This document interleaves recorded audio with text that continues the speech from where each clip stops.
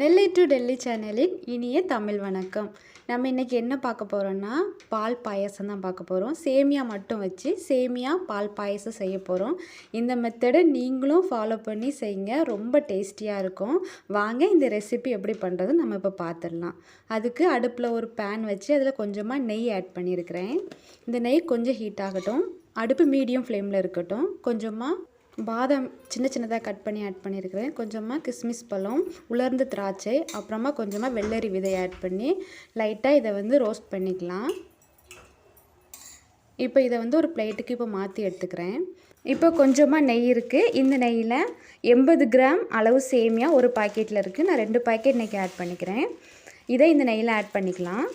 ஒவ்வொரு பேக்கெட்டாக ஆட் பண்ணி இதை நம்ம இப்போது ரோஸ்ட் பண்ண போகிறோம். இந்த நெய்யிலே லைட்டாக நம்ம ரோஸ்ட் பண்ணிக்கலாம். அடுப்பு எப்போவுமே மீடியம் ஃப்ளேமில் இருக்கட்டும், அப்போ தான் கருகாது. நான் இப்போ லைட்டாக ரோஸ்ட் பண்ணி எடுத்துக்கிறேன். இப்போ ரோஸ்ட் பண்ணியாச்சு. இது கூட 250 ml அளவு தண்ணி மட்டும் ஆட் பண்ணிக்கிறேன். இப்போ இது ஒரு மூடி போட்டு மூடி ஒரு 2 மினிட்ஸ் நல்லா வேக வச்சு எடுத்துக்கலாம். பாருங்கள், இந்த மாதிரி நல்லா சேமியாவை வேக வச்சு எடுத்துக்கிட்டேன். இப்போ இது கூட ஒரு 1/2 litre full cream milk add பண்ணியிருக்கிறேன். சாதா மில்க் நீங்கள் ஆட் பண்ணிங்க அப்படின்னாக்கி 1 லிட்டர் கண்டிப்பாக நீங்கள் ஆட் பண்ணுங்கள், அப்போ தான் நல்லாயிருக்கும். ஃபுல் க்ரீம் மில்க்னால் 500 ml நீங்கள் மில்க் ஆட் பண்ணிங்கன்னா 500 ml வாட்டர் நீங்கள் ஆட் பண்ணிக்கலாம்.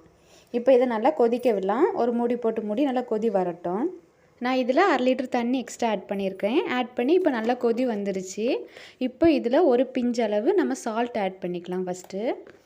அப்புறமா ஒரு 200 கிராம் அளவு சுகர் ஆட் பண்ணிக்கிறேன். நீங்கள் எவ்வளோ சுகர் ஆட் பண்ணுவீங்களோ தேவைக்கேற்ப ஆட் பண்ணிக்கோங்க. இப்போ ஏலக்காய் ஒரு 6 to 7 ஏலக்காவை இடித்து நான் ஆட் பண்ணிக்கிறேன். நீங்கள் தூள் கூட ஆட் பண்ணிக்கலாம், ஏலக்காய் தூள். இந்த டைமில் எக்ஸ்ட்ராவாக நம்ம குங்குமப்பூ ஆட் பண்ணால் ரொம்ப கலர்ஃபுல்லாக நமக்கு கிடைக்கும் பாயாசம். இப்போ 10 நிமிஷம் நம்ம வேக வச்சு எடுத்துக்கிட்டோம். பாருங்கள், இந்த மாதிரி பாயசம் ஓரளவுக்கு ரெடி ஆகிடுச்சு. நல்ல ஒரு வாசனையாகவும் இருக்குது. இப்போ நம்ம நெய்யில் ரோஸ்ட் பண்ணி வச்சுருக்கிற இந்த சீட்ஸ் எல்லாமே நம்ம ஆட் பண்ணிக்கலாம். ஆட் பண்ணி எக்ஸ்ட்ராவாக கொஞ்சமாக நம்ம நெய் இன்னும் கூட ஆட் பண்ணிக்கலாம், டேஸ்டியாக இருக்கும். அதுக்காக ஆட் பண்ணி இதை நல்லா கலந்து விட்டுக்கலாம். நீங்களும் கண்டிப்பாக இந்த மாதிரி ட்ரை பண்ணி பாருங்கள். ரொம்ப டேஸ்டியாக இருக்கும். இது வரைக்கும் நீங்கள் சாப்பிட்ருக்கவே மாட்டீங்க. அந்த மாதிரி ஒரு புதிய ஒரு சுவையில் ரொம்ப டேஸ்டியாக இருக்கும். இதை நல்லா கலந்து விட்டு அப்புறமா நம்ம சர்வ் பண்ணிக்கலாம். தேங்க்யூ.